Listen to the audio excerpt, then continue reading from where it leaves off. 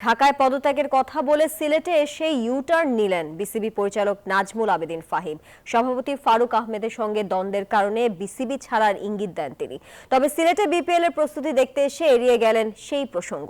এদিকে বিসিবি সভাপতি জানালেন আলোচনার মাধ্যমে হবে সবকিছুর সমাধান। সিলেট থেকে বিস্তারিত শুভ দেবনাথের রিপোর্টে।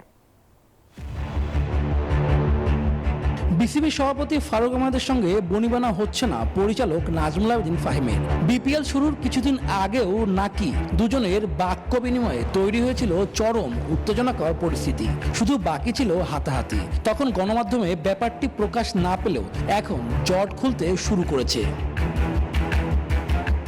এরপরেও বেশ কিছু বিষয় নিয়ে বিসিবি প্রেসিডেন্টের সঙ্গে মতের অমিল হয়। ঢাকায় বেশ কিছু গণমাধ্যমে পরিচালকের পদ ছাড়ার ইঙ্গিত দেন ফাহিম। তবে কয়েক ঘন্টার মধ্যেই ইউটার্ন নেন বিসিবির এই প্রভাবশালী পরিচালক। সিলেটে এসব বিষয় নিয়ে নিউজ 24-এর প্রশ্নের কোনো উত্তর দিলেন না তিনি। বিসিবি যদি একজন মানুষ অপমানিত করা হয় তার জন্য কাজ করা কতটা কঠিন হয়ে যায়। কিছুক্ষণ পরই গণমাধ্যমের মুখোমুখি বিসিবি সভাপতি জানালেন নিজেরাই করে নেবেন ভুল বোঝাবুঝি সমাধান।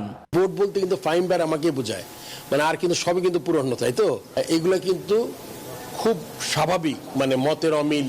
একটা জিনিস আমি চাচ্ছি, আরেকজন চাচ্ছে অন্যরকম ভাবে, এটা কিন্তু আমি দোষের কিছু দেখি না। কিন্তু এটা যখন আগে প্রেসে চলে আসে এটা একটু দোষের আর কি আমি মনে করি। এগুলো আগে নিজেরা রিজলভ করার চেষ্টা করা উচিত।